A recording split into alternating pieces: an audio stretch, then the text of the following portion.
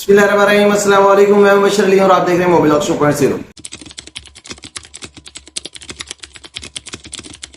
अगर आप यूरोप जाना चाहते हैं और यूरोप में जाकर काम करना चाहते हैं, रहना चाहते हैं, एक अच्छी लाइफ का आगाज करना चाहते हैं, अपने बीवी बच्चों को, अपने घर वालों को एक अच्छी लाइफ देना चाहते हैं, एक अच्छी लाइफ का आगाज करना चाहते हैं और वहां पर सेटल होना चाहते हैं, तो आपको जाना चाहिए नेदरलैंड्स। नेदरलैंड्स एक बहुत ही खूबसूरत, साफ सुथरा और बहुत अच्छा कंट्री है। नेदरलैंड्स की इकोनॉमी बहुत स्ट्रांग है और नेदरलैंड में हेल्थ एंड एजुकेशन सिस्टम बहुत अच्छा है, लिविंग स्टैंडर्ड बहुत हाई है, क्राइम रेट बहुत कम है और सबसे बढ़कर यह कि बिजनेस और जॉब अपॉर्चुनिटीज बहुत ज्यादा है। इसके साथ साथ नेदरलैंड्स में टेक्नोलॉजी में बहुत ज्यादा काम हो रहा है, टेक में आप काम कर सकते हैं बहुत ज्यादा। नेदरलैंड्स में वैसे तो डच लैंग्वेज है, लेकिन बहुत सारे लोग यानी कि मेजॉरिटी ऑफ पीपल इंग्लिश को इजीली समझ लेते हैं और बात कर लेते हैं। तो आपका वहां पर जाकर रहना और स्टार्ट में खास तौर पर बातचीत करना, लोगों के साथ घुलना मिलना बहुत इजी हो जाता है। आपको कम्युनिकेशन बैरियर नहीं आता, लैंग्वेज बैरियर नहीं आता। वैसे तो नेदरलैंड्स की बहुत सारे ऑप्शंस हैं, जैसे कि सीजनल वर्क हो गया, सेल्फ एम्प्लॉयड हो गया, विजिट वीजा हो गया, वर्क परमिट हो गया, और भी बहुत सारे ऑप्शंस हैं जिसमें मेजॉरिटी पर मैं ऑलरेडी डिटेल्ड वीडियोस बना चुका हूं, जो कि आप मेरे चैनल पर जाकर देख सकते हैं। आज मैं जो ऑप्शन आपके साथ शेयर करने जा रहा हूं वो है European blue card residence and work permit. इसको नॉर्मली ईयू ब्लू कार्ड बोला जाता है। ईयू ब्लू कार्ड के बहुत से बेनिफिट्स हैं। ये बहुत ही स्ट्रॉन्ग एक ऑप्शन होता है जो ईयू ब्लू कार्ड है। इसमें सबसे बड़ा बेनिफिट तो आपको ये होता है कि आप ईयू ब्लू कार्ड के साथ किसी भी यूरोपियन कंट्री में जाकर रह सकते हैं, काम कर सकते हैं, इवन नेदरलैंड्स के अलावा भी। उसके बाद जो इसमें सबसे बड़े बेनिफिट्स हैं वो ये कि आपको बहुत जल्दी परमानेंट रेजिडेंस मिल सकती है और बहुत जल्द आप नेशनल हो सकते हैं। पासपोर्ट मिलने के चांसेस भी आपको बहुत जल्दी होते हैं। अभी मैं आपको स्क्रीन पर लेके चलता हूं और क्विकली आपको दिखाता हूं कि ईयू ब्लू कार्ड की रिक्वायरमेंट्स क्या है, बेसिक डिटेल्स बताता हूं सारी की सारी। लेकिन स्क्रीन पर जाने से पहले मैं आपसे रिक्वेस्ट करूंगा कि अगर आपने अभी तक मेरे चैनल को सब्सक्राइब नहीं किया तो मेरे चैनल को जरूर सब्सक्राइब कर लीजिएगा। जज़ाकल्लाह खैर। इस टाइम आपको स्क्रीन पर जो वेबसाइट नजर आ रही है ये नेदरलैंड्स की ऑफिशियल वेबसाइट है। इस वेबसाइट के ऊपर आप आएंगे जब, तो आप ये मेन पेज है और यहाँ पर सामने सामने आपको जो top of the list option नजर आ रहा है वो है रेजिडेंस परमिट का। तो इस रेजिडेंस परमिट के ऑप्शन के ऊपर क्लिक करें तो आपको ये नेक्स्ट में जो ऑप्शन शो करवाएगा उनमें से आपको यहाँ पर काफी सारी ऑप्शन है। आपको यहाँ पर टू वर्क के ऊपर क्लिक करना है। टू वर्क के ऊपर जब आप क्लिक करेंगे तो जितनी वर्क रिलेटेड ऑप्शंस हैं वो अवेलेबल हैं। यहाँ पर स्क्रॉल डाउन करें और बिल्कुल एंड पर आ जाए और एंड पर जाकर यहाँ पर आपको नजर आएगा सेकंड लास्ट ऑप्शन है European blue card residence permit. इसके ऊपर क्लिक करें तो ये आपको नेक्स्ट पेज पर ले आएगा। यहाँ पर आके सबसे पहले आपने अपनी नेशनैलिटी यानी कि अपना कंट्री ऑफ नेशनैलिटी यहाँ पर एंटर करना है। उसने पूछा your situation what is your nationality, तो यहाँ पर आप अपना कंट्री एंटर कर दें। तो यहाँ पर जैसे ही आप कंट्री एंटर करेंगे उसके बाद वो आपसे पूछेगा कि do you already have a valid Dutch residence permit, यानी कि आपके पास नेदरलैंड्स का रेजिडेंस परमिट ऑलरेडी है, आप इसको नो कर दें। उसके बाद वो नेक्स्ट क्वेश्चन पूछ रहा है did you have a Dutch residence permit and did it expire less than 2 years ago, तो आप इसको नो कर दें। और तो फिर ये नीचे जो बटन नजर आ रहा है इसके ऊपर इस टाइम डच लिखी हुई है, इसको आप क्लिक करेंगे तो आपको ये बाकी डिटेल्स शो कर देगा। यहाँ पर यूरोपियन ब्लू कार्ड की बेसिक डिटेल्स आना स्टार्ट हो गई हैं। ये कुछ ऑप्शंस हैं जो हेडिंग्स आप इनको कह सकते हैं। यहाँ पर अगर आप नीचे जाएं तो आपको उन्होंने बताया कि आपकी जो सिचुएशन है, फॉर एग्जांपल मैंने पाकिस्तान एंटर किया था, इसमें कंडीशन बताई है। उन्होंने कहा कि आपने जो नेशनैलिटी एंटर की है उसके हिसाब से MBB रिक्वायर्ड है। नीचे उसकी डिटेल बताई है कि according to your answer a provisional residence permit MBB is required.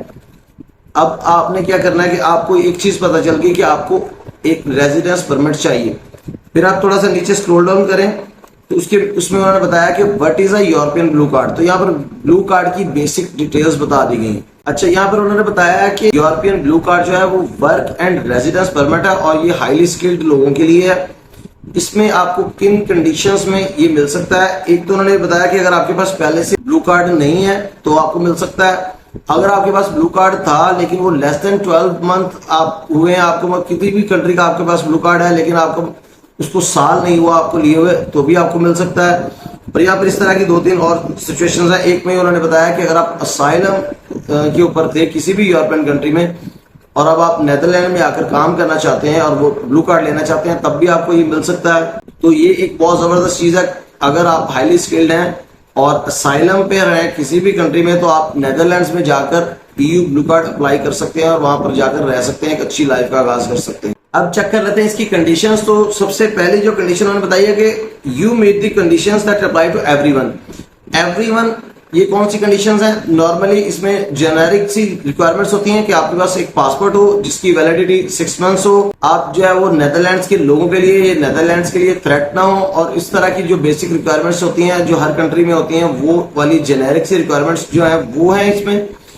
Next जो है वो उसने बताया कि आपके पास कोई डिप्लोमा होना चाहिए जो हायर एजुकेशन का, जिसकी एटलीस्ट 3 इयर्स का डिप्लोमा हो।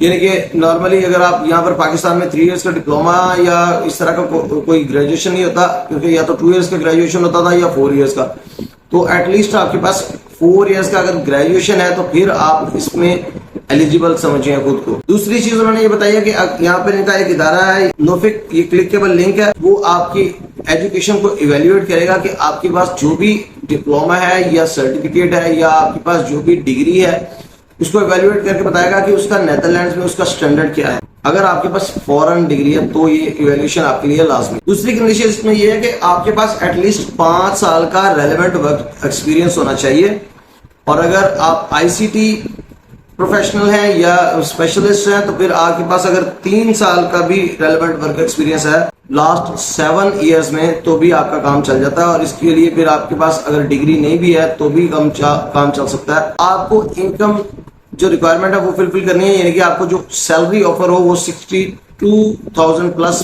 यूरोस पर ईयर होनी चाहिए, इससे नीचे आपकी सैलरी नहीं होनी चाहिए। आपका जो एम्प्लॉयमेंट कॉन्ट्रैक्ट है वो एटलीस्ट 6 मंथ वैलिड होना चाहिए। अगर आप डॉक्टर या लॉयर हैं तो आपका जो प्रोफेशन है वो प्रोटेक्टेड प्रोफेशन काउंट होगा, और फिर आपको ये प्रूव करना पड़ेगा कि आपको ये अलाउड है अपना प्रोफेशन नेदरलैंड्स में प्रैक्टिस करने के लिए। प्रोसीजर एंड कॉस्ट में आ गए हैं, तो यहाँ पर कंडीशंस बताई गई हैं। तो सबसे पहले आपको उन्होंने बताया कि आपको MBB चाहिए जो कि आपका एम्प्लॉयर आपके लिए अप्लाई करेगा। दूसरी चीज है कि डॉक्यूमेंट्स आपने कलेक्ट करने हैं, तो आपका जो एप्लीकेशन फॉर्म है उसी के साथ बताया गया सारी डिटेल्स कि आपको कौन कौन से डॉक्यूमेंट्स चाहिए। उसके बाद है जी सबमिट रिक्वेस्ट, आपने रिक्वेस्ट सबमिट करनी है और कॉस्ट पे करनी है, और ये कॉस्ट भी है जो है वो 380 यूरोस है, और ये भी आपके एम्प्लॉयर ने पे करनी है, आपने पे नहीं करनी। तो ये एक बहुत ही जबरदस्त चीज है, आपको ये almost free of cost residence permit मिलेगा, और वर्क परमिट और रेजिडेंस परमिट क्योंकि ये कंबाइन है तो आपको ये EU ब्लू कार्ड जो है वो फ्री ऑफ कॉस्ट मिलेगा। तो ये बेसिक डिटेल्स थी EU blue card, residence and work permit की।